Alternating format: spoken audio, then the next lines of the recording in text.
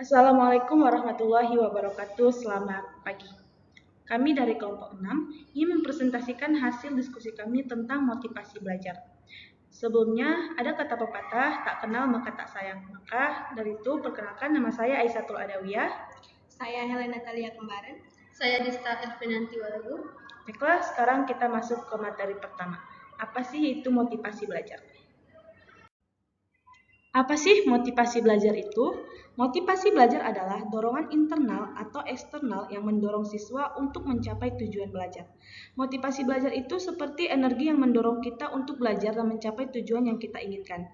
Ada dua jenis motivasi, yaitu internal yang berasal dari diri kita sendiri dan eksternal berasal dari lingkungan sekitar kita. Misalnya, jika kita merasa penasaran atau ingin tahu tentang sesuatu, itu adalah motivasi internal. Kita ingin belajar karena ada semangat atau keinginan dari dalam diri kita, seperti minat, bakat, tujuan pribadi, rasa percaya diri, dan persepsi siswa terhadap kemampuannya sendiri. Sementara kalau motivasi eksternal itu berasal dari dorongan orang lain, seperti dukungan dari keluarga, teman, guru, lingkungan belajar, dan metode pengajarannya, dan ketersediaan sumber daya belajar. Keduanya ini sangat penting karena motivasi itu membantu kita untuk belajar dengan lebih serius dan berusaha mencapai hasil yang baik dalam pendidikan kita. Dengan motivasi yang kuat, kita akan lebih fokus dan gigih dalam belajar. Motivasi belajar dibagi menjadi dua, yaitu motivasi intrinsik dan ekstrinsik. Motivasi intrinsik itu berasal dari dalam diri siswa seperti motivasi internal tadi, yang mencakup seperti rasa ingin tahu dan kepuasan saat memahami materi. Ini biasanya lebih kuat dan bertahan lama. Sedangkan motivasi intrinsik itu berasal dari sisi lain seperti penghargaan atau pujian, dan bisa juga efektif dalam jangka pendek. Penting bagi pendidik untuk membantu siswa mengembangkan motivasi intrinsik agar proses belajar menjadi lebih menyenangkan dan bermakna. Faktor-faktor yang mempengaruhi motivasi belajar yaitu tadi faktor internal seperti minat, bakat, tujuan pribadi, rasa percaya diri, dan persepsi siswa terhadap kemampuan mereka sendiri. Faktor eksternal itu faktor dari lingkungan kita seperti dukungan dari keluarga, teman, guru, lingkungan belajar dan metode pengajaran, dan ketersediaan sumber daya belajar. Selanjutnya, pendekatan motivasi. Yang pertama ada pendekatan behavioristik. Pendekatan behavioristik dalam pendidikan menekankan penggunaan penguatan eksternal untuk memotivasi siswa. Prinsip dasarnya adalah bahwa perilaku yang diinginkan dapat diperkuat melalui penghargaan, seperti pujian atau hadiah, sedangkan perilaku yang tidak diinginkan dapat dikurangi dengan hukuman atau penguatan negatif. Contohnya, jika seorang guru memberikan pujian kepada siswa yang rajin belajar dan mencapai hasil baik, siswa tersebut akan merasa termotivasi untuk terus berusaha. Yang kedua, pendekatan humanistik. Pendekatan humanistik dalam pendidikan fokus pada pemenuhan kebutuhan psikologis siswa untuk memotivasi mereka. Berdasarkan teori hierarki kebutuhan Maslow, guru perlu menciptakan lingkungan yang aman dan mendukung, serta membantu siswa membangun rasa percaya diri. Dengan memenuhi kebutuhan ini, siswa akan lebih termotivasi untuk belajar dan mencapai potensi mereka. Yang ketiga, pendekatan kognitif. Pendekatan kognitif menekankan proses mental siswa dalam memahami informasi, keyakinan, harapan, dan persepsi siswa tentang kemampuan mereka berpengaruh pada motivasi belajar. Teori harapan Fromm menyatakan bahwa siswa termotivasi jika mereka percaya usaha mereka akan menghasilkan hasil yang diinginkan dan bernilai. Pendidik dapat memotivasi siswa dengan membantu mereka menetapkan tujuan yang jelas, memberikan umpan balik konstruktif, dan mengembangkan strategi belajar yang efektif. Yang keempat, pendekatan tujuan atau goal theory. Pendekatan tujuan dalam pendidikan menekankan pentingnya menetapkan tujuan yang jelas, spesifik, dan menantang untuk memotivasi siswa. Tujuan yang jelas memberikan fokus, sementara tujuan yang menantang mendorong usaha dan kegigihan. Ada dua jenis tujuan. Yang pertama, tujuan prestasi, berfokus pada pencapaian hasil seperti nilai tinggi. Dan yang kedua, tujuan penguasaan, berfokus pada pemahaman materi dan peningkatan keterampilan. Pendidik perlu membantu siswa menetapkan tujuan yang sesuai dengan kemampuan mereka dan memberikan dukungan agar mereka dapat mencapainya. Ini akan meningkatkan motivasi dan kepercayaan diri siswa dalam belajar.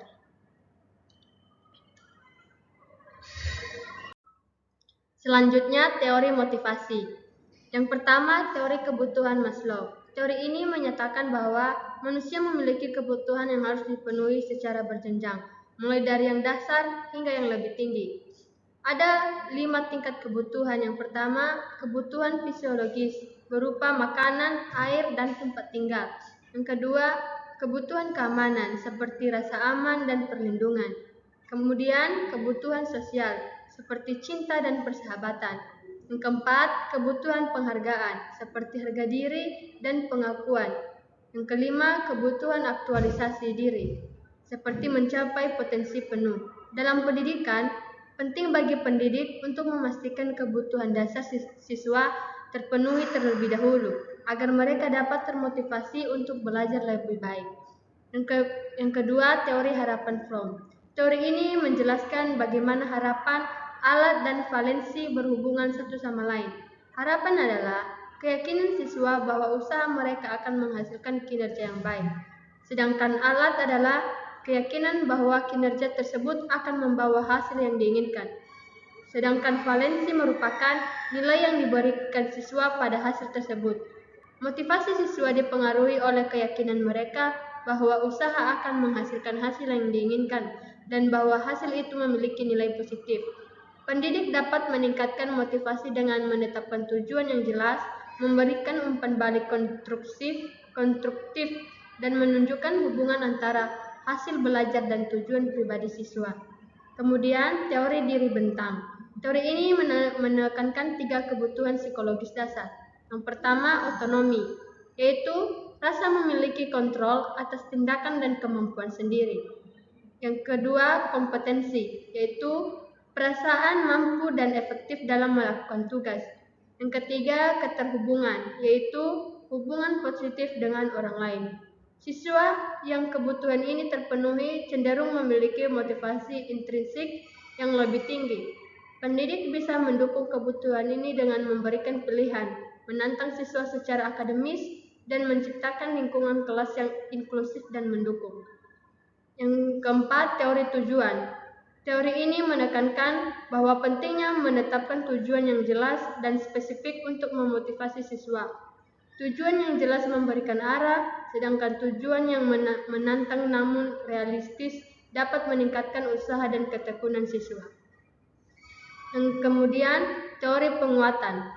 Teori ini menekankan bahwa penggunaan penguatan positif dan negatif untuk memotivasi siswa. Penguatan positif seperti pujian atau hadiah diberikan saat siswa menunjukkan perilaku yang diinginkan. Sedangkan penguatan negatif seperti teguran digunakan untuk mengurangi perilaku yang tidak diinginkan. Penguatan yang konsisten dan relevan dapat membantu perilaku belajar yang diinginkan. Yang keenam, teori sosiokultural. Teori ini menyoroti pentingnya interaksi sosial dan budaya dalam memotivasi belajar.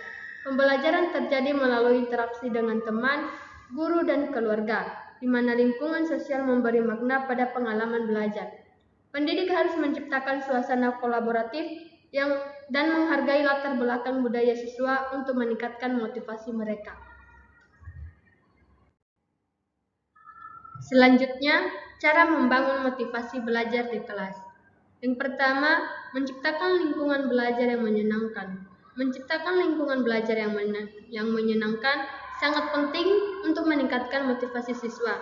Pendidik dapat menghias kelas dengan menarik, menyediakan fasilitas yang memadai, dan menciptakan suasana yang ramah serta inklusif. Yang kedua, memberikan penguatan positif, yang artinya seperti pujian dan penghargaan, dapat mendorong siswa untuk berusaha lebih keras. Pendidik perlu mengidentifikasi setiap prestasi siswa, sekecil apapun, dan memberikan apresiasi yang tulus. Ini membuat siswa merasa dihargai dan termotivasi untuk mencapai lebih banyak. Yang ketiga, menetapkan tujuan yang jelas dan realistis. Pendidik perlu membantu siswa menetapkan tujuan belajar yang spesifik, terukur, dan realistis. Tujuan yang jelas memberikan arah, sementara tujuan realistis membuat siswa merasa mampu dalam mencapainya. Yang keempat, mendorong partisipasi aktif. Pembelajaran yang interaktif dan partisipatif dapat meningkatkan motivasi siswa. Pendidik sebaiknya melibatkan siswa dalam diskusi, kerja kelompok, dan proyek kreatif. dengan memberi kesempatan untuk berkontribusi dan berbagi ide. Siswa akan merasa lebih terlibat dan memiliki rasa kepemilikan terhadap proses belajar mereka. Yang kelima, memberikan dukungan dan bimbingan. Dukungan emosional dan bimbingan akademik dari pendidik sangat penting untuk membangun motivasi siswa. Pendidik perlu mendengarkan kebutuhan dan perasaan siswa, memberikan bimbingan yang konstruktif, serta membantu mengatasi kesulitan. Dengan dukungan yang penuh kasih, siswa akan merasa dihargai dan termotivasi untuk belajar. Baiklah, kesimpulan yang dapat kita ambil dari materi yang kami sampaikan adalah bahwa motivasi belajar itu sangat penting dalam proses pendidikan kita. Dengan berbagai pendekatan dan teori motivasi seperti pendekatan behavioristik, humanistik, kognitif, serta teori kebutuhan Maslow, teori harapan Fromm, dan teori diri Benton, memberikan dasar yang kuat untuk memahami dan meningkatkan motivasi belajar siswa. Dengan menerapkan strategi-strategi yang tepat, pendidik dapat menciptakan lingkungan belajar yang mendukung dan memotivasi siswa untuk mencapai prestasi optimal. Cukup sekian materi presentasi yang dapat kami sampaikan. Kurang lebihnya kami mohon maaf. Semoga apa yang kami sampaikan dapat bermanfaat dan menambah wawasan baru untuk kita semua. Cukup sekian, kami ucapkan Assalamualaikum warahmatullahi wabarakatuh. Selamat pagi.